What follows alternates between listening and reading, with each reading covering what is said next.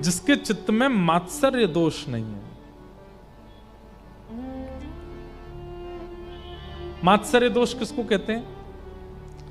संत श्री तुकाराम जी महाराज ने खूब सारे अभंग लिखे, खूब सारे अभंगों का निर्माण श्री तुकाराम जी ने किया। बहुत ध्यान से सुनना। इतनी ख्याति हो गई, सब जगह उनकी पूछ होने लगी। तो एक बार एक रामेश्वर भट्ट नाम के एक पंडित जी थे, उनको बड़ी ईर्ष्या हो गई, क्योंकि श्री तुकाराम जी महाराज कोई श्रेष्ठ कुलीन परिवार में जन्म नहीं हुआ था उनका। भले ही देह से नहीं हुए, लेकिन हृदय से, अपनी बुद्धि से, अपने विचारों से, अपने स्वभाव से बड़े बड़े ब्राह्मण भी उनके आगे हाथ जोड़ते थे। तो एक रामेश्वर नाम के एक पंडित जी, उनको बड़ी ईर्ष्या हो गई कि हम लोग इतना वेद अध्ययन करते हैं, हम लोग इतना ज्ञान लेकर के बैठे हैं, हम लोग शास्त्रों को जानने वाले, समझने वाले, हम लोग शास्त्र सम्मत नियमों का पालन करने वाले, और ये सामान्य सी मराठी भाषा में अभंग लिखता है और इसकी इतनी ख्याति हो रही है कि छत्रपति शिवाजी इसको प्रणाम करते हैं। तो एक दिन वो रामेश्वर पंडित जी गए और श्री तुकाराम जी से बोले, मुझसे शास्त्रार्थ करो। तुकाराम जी तो हाथ जोड़ के बोले, शास्त्रार्थ करो, नहीं तो समाज के आगे तुम्हारी पराजय स्वीकार करो। तो तुकाराम जी बोले, मैं स्वीकार कर लेता हूं, बिना शास्त्रार्थ के स्वीकार कर लेता हूं कि मैं हार गया। अब उन्होंने जैसी हार स्वीकार करी तो जितने लोग वहां बैठे थे वो तुकाराम जी की और जय जयकार करने लगे। जय हो, क्या सरल स्वभाव, कितना मधुर स्वभाव। बताइए, इन्होंने बिना शास्त्रार्थ की अपनी पराजय स्वीकार कर ली। वैष्णव का इस स्वरूप होता है, वो विवाद में नहीं पड़ता, उसको दीन बनना अच्छा लगता है, उसको ज्यादा प्रतिष्ठा अच्छी नहीं लगती, वो सरल रहना, उसको सहज रहना। एक बार मुझसे किसी ने कहा, बोले आप कहते हो कि वैष्णव के अंदर दीनता होती है, आप कहते हो वैष्णव को सरल रहना अच्छा लगता है। बोले आप खुद कथा में आते जाते हो, लोग बाग आपको इतना प्रणाम करते हैं, आप सब। मैंने, भैया हम तो मना और करते हैं, पैर मत छुओ, दूर से हाथ जोड़ो, दूर से मिल लो, दूर से प्रणाम कर लो। एक बात तो है बंधुओं, व्यास मंच पे बैठे हैं, बहुत लोग मिलते हैं, बहुत लोग मानते हैं, इसलिए मैं आपको अपना अनुभव कह रहा हूं। बहुत ख्याति हो जाना और बहुत सम्मान मिल जाना, ये कहीं ना कहीं भक्ति में कटौती करता है। हमने अपने गुरुदेव से कहा एक बार कि इतना सम्मान, इतनी ख्याति मिले, उसमें भक्ति को कैसे बचाया जाए, अपने भावों को कैसे बचाया जाए। हाँ, गुरुदेव बहुत सुंदर उत्तर देते हैं, लोग देवें, तुम स्वीकार मत करो। क्योंकि होता क्या है, आपने सम्मान दिया और हमने स्वीकार किया, तो स्वीकार करने पर हम उसके आदी हो गए। अब हमें कल भी इच्छा होगी कि हमारा सम्मान हो, परसों भी इच्छा होगी कि सम्मान हो, हम आदी हो गए उसके। अब आदत लग जाएगी हमको सम्मान की, तो लोग कितना भी सम्मान करें, कितना भी आपको यश दें, आप स्वीकार मत करो, सर झुका करके सबको अस्वीकार करो। तो ऐसा हो सकता है कि इतना प्रणाम, इतना सम्मान, इतनी ख्याति आपकी भक्ति पर प्रभाव ना डाले। बहुत मुश्किल है। तुकाराम जी महाराज स्वीकार कर लिए, बोले मैं अपनी पराजय स्वीकार करता हूं, आप जीते रहिए, सदा विजयी रहिए। लेकिन रामेश्वर पंडित जी को क्रोध आया, बोले कि ऐसे काम नहीं चलेगा, कुछ ऐसा करना पड़े। क्या करें? तो उन्होंने जो ग्रंथ लिखते थे, अपनी स्याही से जो तुकाराम जी अभंग लिखते थे, अभंगों का ग्रंथ उठाया और ले जाकर के एक नदी में फेंक दिया। तुकाराम जी के नेत्र सजल हो गए, क्योंकि हृदय के भाव श्री विठ्ठल भगवान को प्रसन्न करने के लिए लिखे थे, किसी जनमानस को प्रसन्न करने के लिए नहीं, ठाकुर जी को प्रसन्न करने के लिए लिखे थे, और इन्होंने फेंक दिया सब नदी में। और ऐसा करके वो रामेश्वर पंडित जी चले गए। 13 दिन तक तुकाराम जी वहीं बैठे बैठे रोदन करते रहे, स्मरण करते रहे ठाकुर जी का। तुरंत ठाकुर जी हृदय में प्रकट हुए और प्रकट होकर के कहा, नेत्र खोल करके उस नदी के पास जाओ, देखो। और जैसे तुकाराम जी गए तो सारे पत्र जितने उन्होंने लिखे थे वो सब नदी के ऊपर परत बन करके बह रहे थे। एक बूंद जल से कागज भी गीला नहीं हुआ, सब यथावत सुरक्षित। और श्री तुकाराम जी महाराज ने सबको इकट्ठा करके पुनः अपना ग्रंथ सुरक्षित कर लिया। किसी ने ईर्ष्या भी की है तो उस ईर्ष्या से भी विचलित होना ये वैष्णव का स्वरूप नहीं है। कोई आपकी निंदा कर रहा है तो कहीं ना कहीं निंदा सुनकर के भी अगर आंसू आ रहे हैं ना, निंदा सुनकर के क्रोध आ रहा है ना, निंदा सुनकर के उसके प्रति आपको दुर्भाव आ रहा है ना, तो भी आप वैष्णव नहीं हो। निंदा सुनने के बाद भी सम रहे स्थिति। तुकाराम जी तो इसलिए रोए कि उनके हृदय के भाव सबसे नदी में ठाकुर जी ने सब कुछ सुरक्षित किया। वहां रामेश्वर पंडित जी के साथ क्या हुआ, उन्होंने एक सरोवर में जाकर के स्नान किया तो एक वैष्णव अपराध करके आए थे, एक भक्त को दुखी करके आए थे। जैसे ही स्नान किया, स्नान करते ही सरोवर का जल जो तन को शीतल करने वाला होता था वो जल अग्नि प्रदान करने वाला हो गया और पूरा जल संदग्ध हो गया, मानो जैसे उनका शरीर जला दिया हो किसी ने। अग्नि नहीं दिखाई दे रही है पर पीड़ा ऐसी हो रही है जैसे किसी ने जला दिया हो। वैद्यों के पास गए, बड़े बड़े ज्योतिषियों के पास गए, ना जाने कितने यत्न किए, कभी लेप लगाया, चंदन लगाया, सब किया, लेकिन दूर नहीं हुआ। तब किसी महापुरुष ने जो दिव्य दृष्टि रखते थे उन्होंने कहा, बोले तुमने केवल जात पात देख करके और एक सामान्य व्यक्ति मान करके किसी भक्त के सुंदर स्वरूप, किसी भक्त की सुंदर वाणी का तुमने तिरस्कार किया। अब ये पीड़ा तुम्हारी तभी दूर होगी, जाके उनको प्रणाम करो। रामेश्वर जी आए, आकर के श्री तुकाराम जी को जब वंदन किया, प्रणाम किया, तुकाराम जी ने हृदय से लगाया, तुकाराम जी के हृदय से लगी उनकी सारी पीड़ा समाप्त हो गई। जितना उनके शरीर में जलन हो रही थी सब धीरे धीरे समाप्त हो गया। ईर्ष्या निर्मत्सराणाम, कथा सुनने का अधिकारी नहीं है ईर्ष्यालु व्यक्ति। लेकिन क्या बताएं साहब, सब ईर्ष्या से युक्त हैं। संसार में कोई ऐसा व्यक्ति नहीं जिसके चित्त में तनिक ईर्ष्या नहीं होती हो। और ईर्ष्या कब होती है पता है, जब किसी अन्य की अत्यंत प्रशंसा सुनाई दे जाती हो, किसी की बहुत योग्यताएं हो, आपसे अधिक कोई श्रेष्ठ बन जाए, ईर्ष्या प्रकट हो जाती है। और वो ईर्ष्या कथा का, केवल कथा का नहीं, वो ठाकुर जी का ही अधिकारी नहीं। मैं कथाओं में कहा करता हूं, आपके अंदर जितने दोष हैं सब दोष ठाकुर जी से मिलने में बाधा नहीं बनेंगे, लेकिन अगर आपके चित्त में ईर्ष्या है तो ठाकुर जी से मिलने में बहुत बड़ी बाधा है। चित्त में काम है, चित्त में क्रोध है, चित्त में लोभ है, ठाकुर जी से मिल पाओगे आप, उसके बाद भी कोई दिक्कत नहीं होगी। लेकिन आपके चित्त में यदि ईर्ष्या है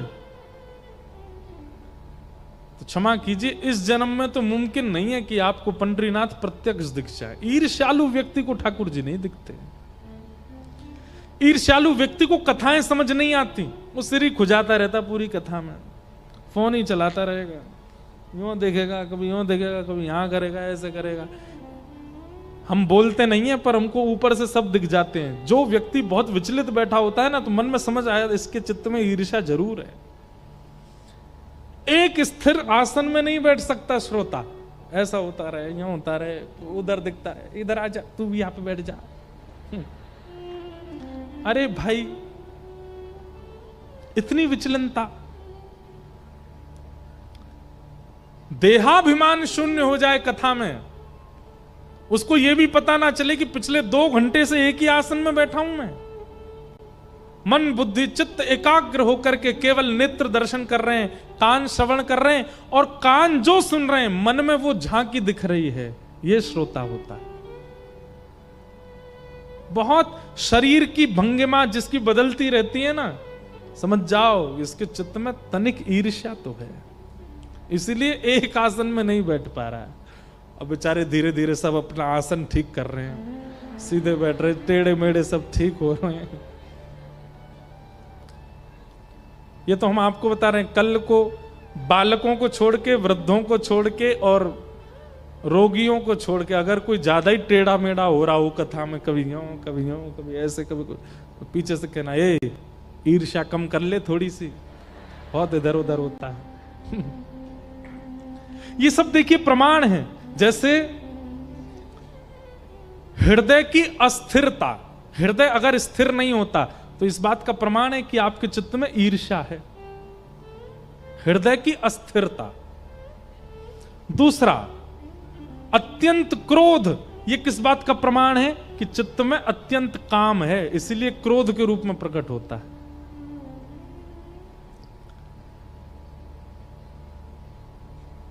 अत्यंत निद्रा आलस्य का प्रमाण है, आलस्य है इसीलिए निद्रा है। हमारे जैसों की निद्रा तो थकान की वजह से है, हम तो इतना भागदौड़ करते हैं इधर उधर उधर, पर बेवजह करते धरते कुछ नहीं, पूरे दिन घर में ही पड़े रहते हैं, फिर भी नींद इतनी आती है, इसका मतलब आलस्य बहुत है, आलस्य बहुत। और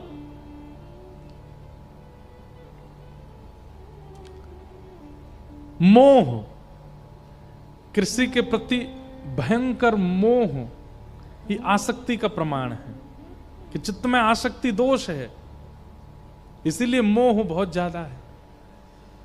तो ये कहीं ना कहीं प्रमाण आते हैं। दूसरा, हां, बहुजल्पिक, बहुत बोलना, बहुत बोलते हैं, एक शब्द में बात पूरी हो सकती है लेकिन 10 शब्द लगा करके बोलते हैं, ये असत्यता है जीव पर, इसका प्रमाण है। बहुत ज्यादा बोलने वाला व्यक्ति कहीं ना कहीं असत्य संभाषण करता है, इसीलिए बहुत बोलने की आदत हो जाती है उसकी। और बहुत खाना, बहुत भोजन करना भोगी व्यक्ति का प्रमाण है, ये भोगी है। बहुत चिंता करना, चिंतित होते रहना, ऐसा हो जाएगा ऐसा हो जाएगा, ये बात है ये बात है, ये अविश्वासी व्यक्ति का प्रमाण है, उसके अंदर विश्वास नहीं है इसीलिए चिंता में रहता है। ये सब एक दूसरे के प्रमाण हैं। अगर किसी में ये लक्षण दिखता है तो समझो उसके अंदर ये दोष है, ये लक्षण दिखता है तो ये दोष है, पर हमको दोष देखने नहीं है। ये दोष दृष्टि मत रखना, यहां पे आके सब में दोष ही देखने लग जाओ। घर में जाओ, घर के बेटा बेचारा 2 रोटी से 3 रोटी मांग ले, तो महाराज जी आज कह रहे थे कथा में 3 रोटी खाता है तू इतना खाता है, सोता रहता है दिन भर, आलस्य का प्रमाण है। बहुत क्रोध करते हो, सब पता है मुझे। बोले क्यों? महाराज जी कह रहे थे जिसके अंदर काम होता है वही क्रोध करता है। ऐसा मत करना भैया, आपके घर में कलेश नहीं करवाने हमको। ये तो हम एक बात बता रहे हैं ताकि खुद में देखो, दूसरों में नहीं। महाराष्ट्र में संत हुए श्री विनोबा भावे। विनोबा भावे से कहा, महाराज जी से पूछा गया, भक्त और राक्षस एक एक शब्द में बताइए। भक्त की परिभाषा एक शब्द में और राक्षस की परिभाषा एक शब्द में। इतना सुंदर उत्तर दिया उन्होंने। वे कहते हैं जो खुद में दोष देख करके सब में गुण देखे वो भक्त, और जो सब में दोष देख करके खुद में गुण देखे वो राक्षस। कितना अच्छा उत्तर। बोले जो मर्यादा पुरुषोत्तम, अति सुकुमार, अति कोमल, अति सुंदर राम में भी दोष देख ले वो रावण है, और जो बालकों के हत्यारे अश्वत्थामा में भी गुण देख ले वो द्रौपदी भक्त है।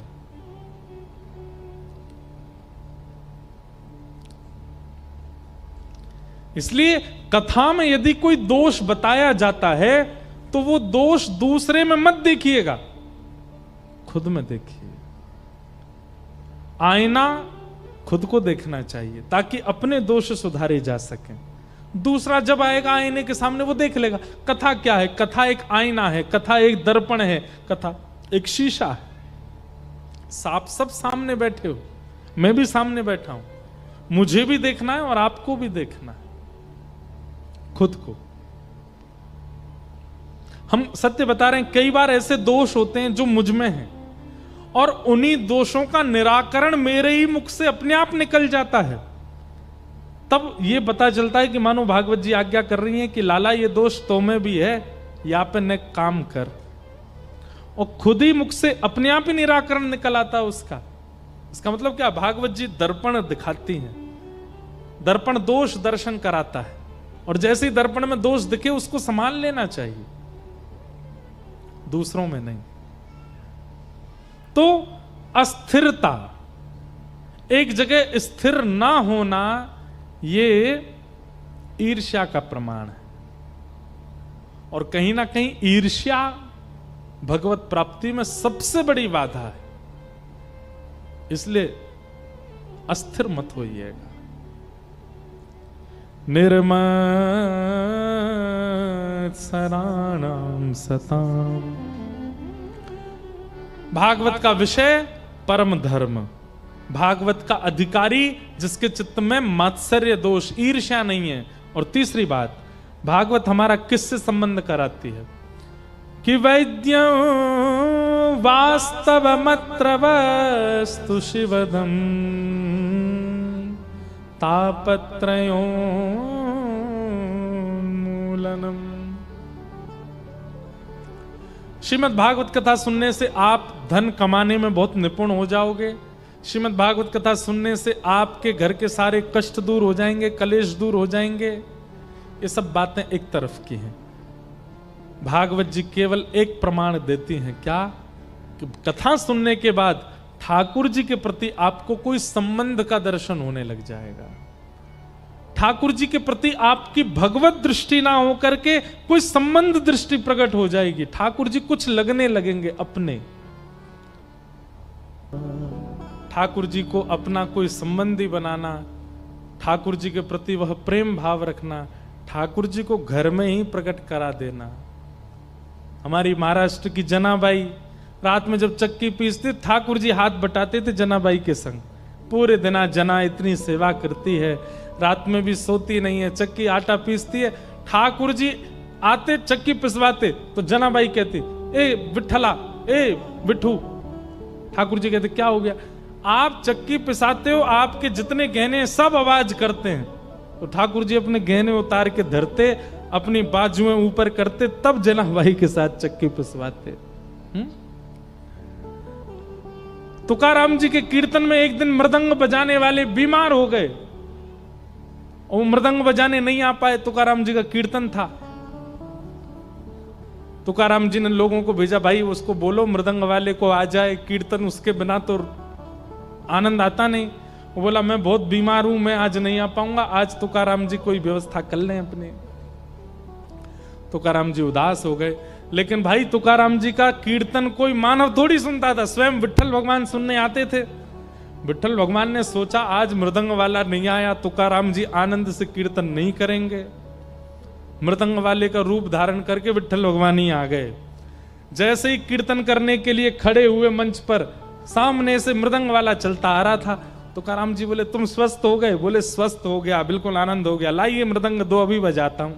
तुकाराम जी गाने लगे, क्या मृदंग बजाई महाराज, ऐसी गजर हुई उस दिन कीर्तन में, सब नृत्य करने लगे, सब आनंदित हो गए।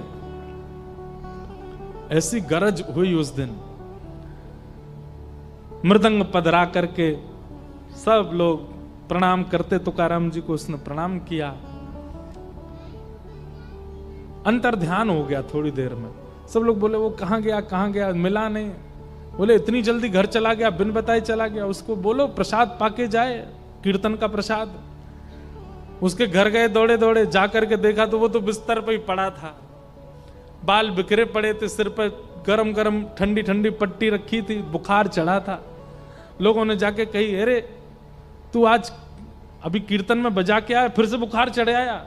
बोले, मैं तो गया ही नहीं कहीं, मैं तो यहीं बैठा हूं सुबह से, मुझे तो आज बुखार उतर ही नहीं रहा है, मैं कैसे जाऊंगा कीर्तन, मैं तो मना किया था, मैं नहीं आऊंगा। लोगों ने जाकर के कहा, बोले वो तो मना कर रहा है कि वो आया नहीं कीर्तन में। तुकाराम जी के नेत्र सजल हो गए, बोले मुझे पता है कौन आया था।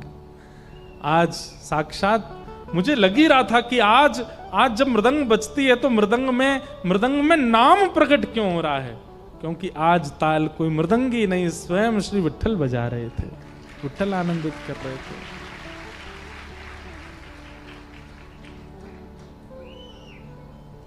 ऐसी स्थिति प्रकट कर देने की स्थिति भागवत जी में, ठाकुर जी को प्रकट करने की सामर्थ्य भागवत जी में। वैद्यम वास्तवमत्र वस्तु शिवदम, ठाकुर जी से संबंध कराती हैं भागवत जी। तापत्रयोन्मूलनम, अंतिम बात, 3 प्रकार के ताप होते हैं, आदि दैविक, आदि भौतिक, आध्यात्मिक। ताप मतलब पीड़ा, और इन समस्त प्रकार की पीड़ाओं का जो उन्मूलन कर देती हैं वो श्रीमद् भागवत है।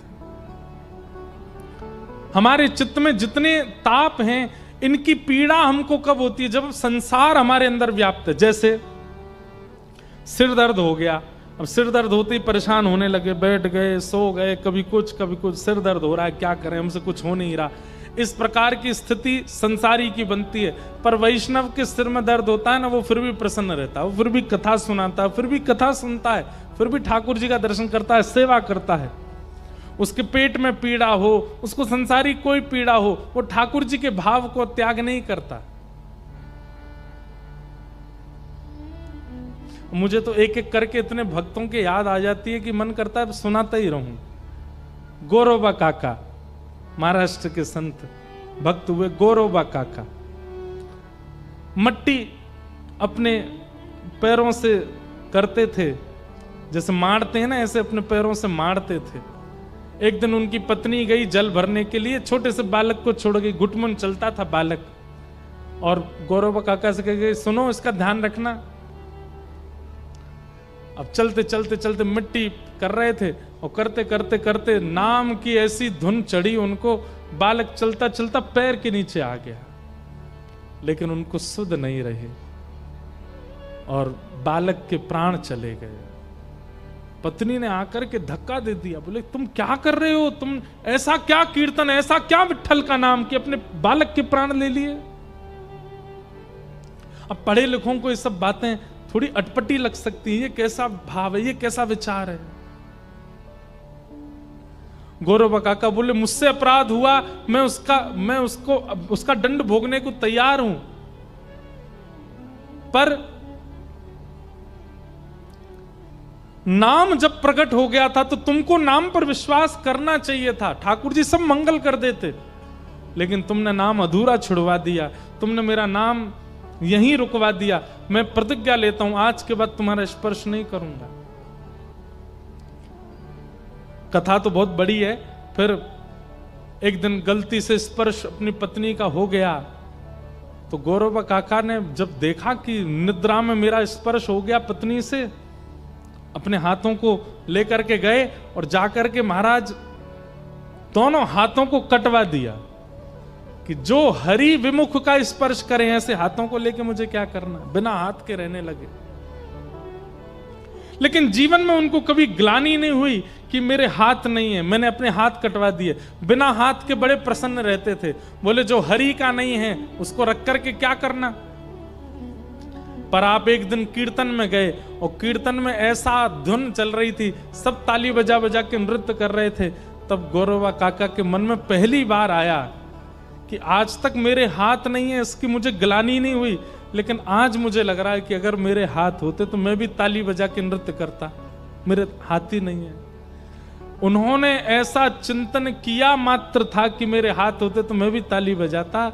कीर्तन चलते चलते चलते गोरोबा काके दोनों हाथ प्रकट हो गए। और भक्त चरित्र जितने भी हम कहते हैं सब अच्छे लगते हैं, पर कहीं ना कहीं ऐसा लगता है कि जैसे पूर्व में शायद 200-250 साल पहले मैं भी शायद महाराष्ट्र में किसी भक्त के, किसी सेवक का सेवक रहा हूँगा, इसलिए महाराष्ट्र के जब भक्तों का चरित्र आता है ना, मन बड़ा प्रसन्न हो जाता है। हमको मराठी समझ नहीं आती, पर अभंग सुनना इतना अच्छा लगता है, ऐसा लगता है कि मानो कोई अपनों की बात कर रहा है।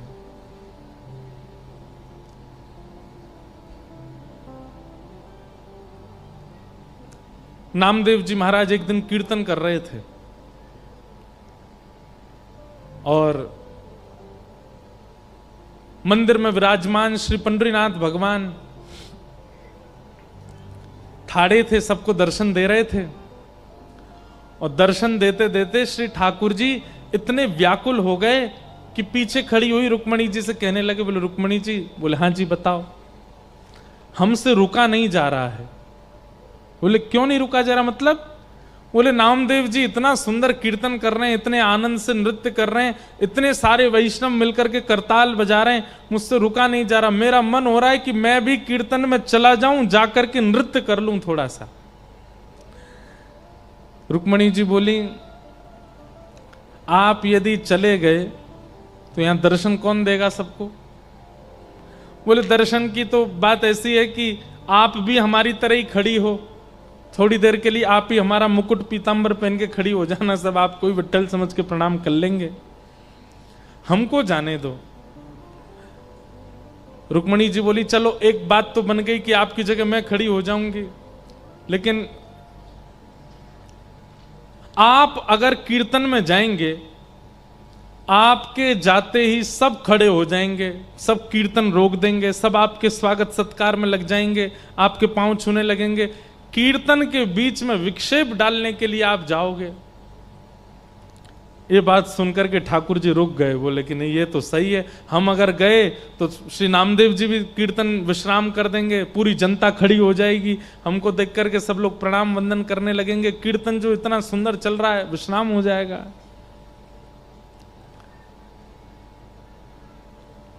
रुक्मणी जी ने जैसे ही देखा कि श्री पंडरीनाथ भगवान थोड़े से मुख मुरझा गया कि कीर्तन में हम नहीं जा पा रहे, हम इस बात को इसलिए बता रहे हैं कि नामदेव जी के शब्द में इतना इतना प्रेम था कि मंदिर में बैठे ठाकुर जी व्याकुल हो रहे थे।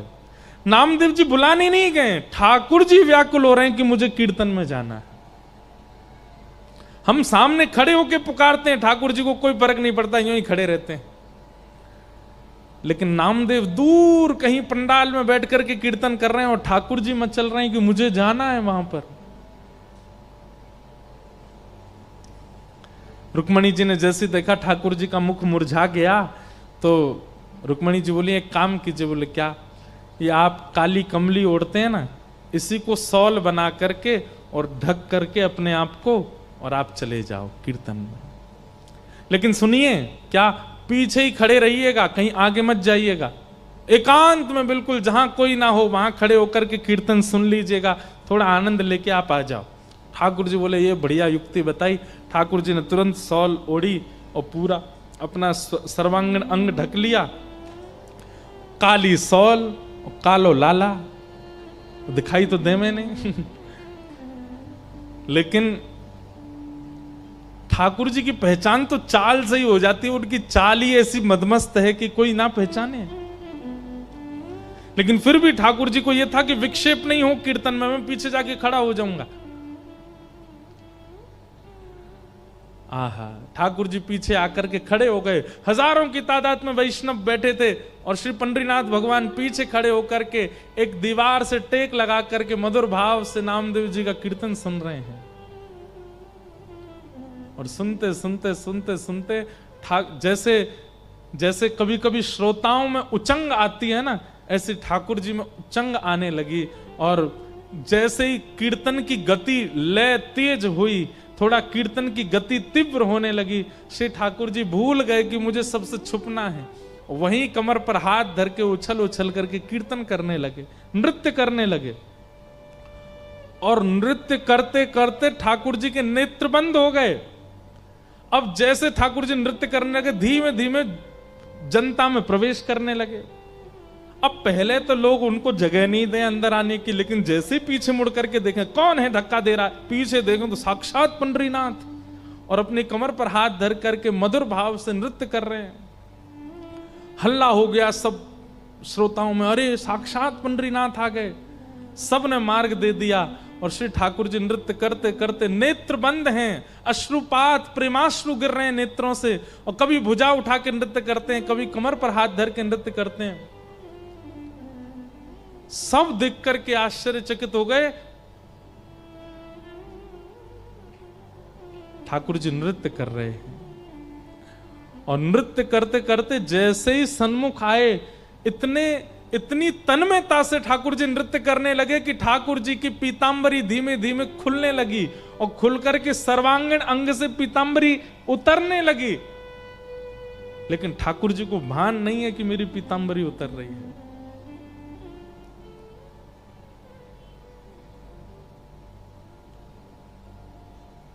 आहा, उस छवि को देख करके जितने वैष्णव थे सब आनंदित हो गए, सबके नेत्र सजल हो गए, सबने ठाकुर जी को प्रणाम किया, दंडवत किया। इतना प्रेम ठाकुर जी करते हैं एक वैष्णव वाणी से। एक अभंग गाया जाता है, उसका अर्थ तो मुझे ज्यादा नहीं पता। अबीर गुलाल उधरी तरंग, माझा घरी नाचे माझा सखा पांडुरंग, नाथा घरी नाचे माझा सखा पांडुरंग।